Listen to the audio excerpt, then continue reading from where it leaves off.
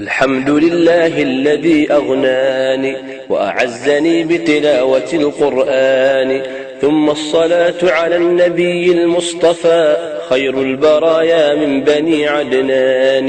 يا طالبا سبل النجاة وراغبا حفظ القرآن بلهفة وتفاني، إني أسوق موضحا لك خطة تبدو كمثل قلائد العقيان، تقرأ بها القرآن سهلا لينا تنجو بها من آفة النسيان. أخلص لربك وادعه ليثبتك ويزيل عنك وساوس الشيطان، ودع الذنوب كبيرها وصغيرها فالذنب يطفي جذوة الأذهان.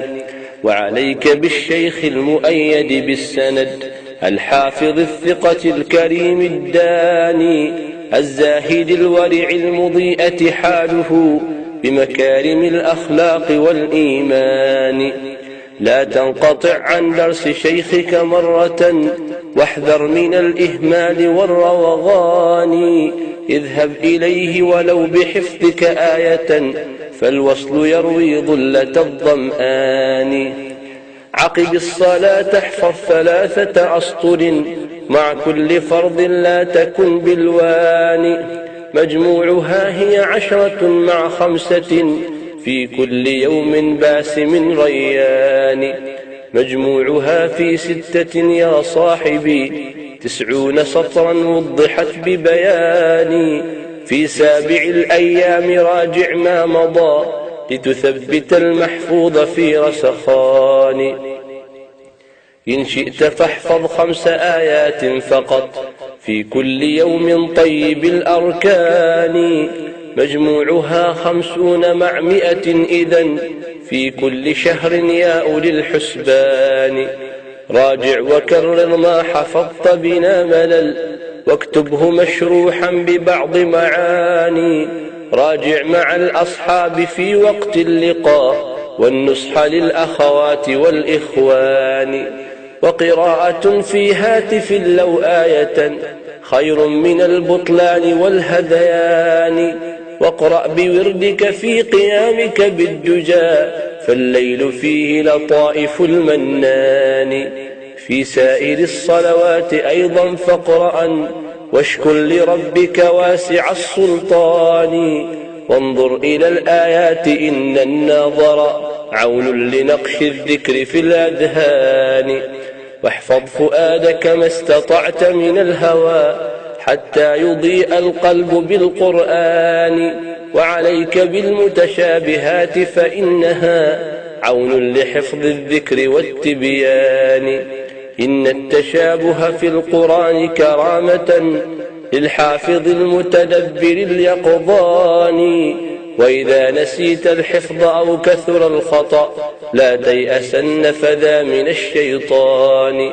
وإذا ختمت فراجعا في 7 متأسيا بنبيك الإنسان، وابرأ من الشرك الخفي وشره واطهر من الأحقاد والأضوان.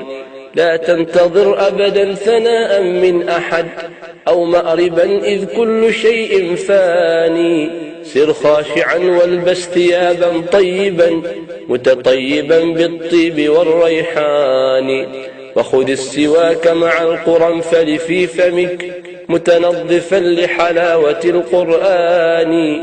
ودع القبائح والرذائل والمراء لا تغل في الأفعال كالصبيان. ودع القراءة في مكان سيء كمكان أهل الفسق والعصيان. ودع التسول بالقرآن وعش به رجلا كريم الطبع غير جبان. واستغن بالقرآن عن دنيا البشر ثم استعن بالخالق الرحمن. نزل القرآن لتعملوا قومي به لم يأت للزينات والأحزان. يا حامل القرآن فاقرأ وارتقي رتل فأنت المؤمن الرباني. بل أنت خير الناس قال المصطفى بحديثه المروي عن عثمان.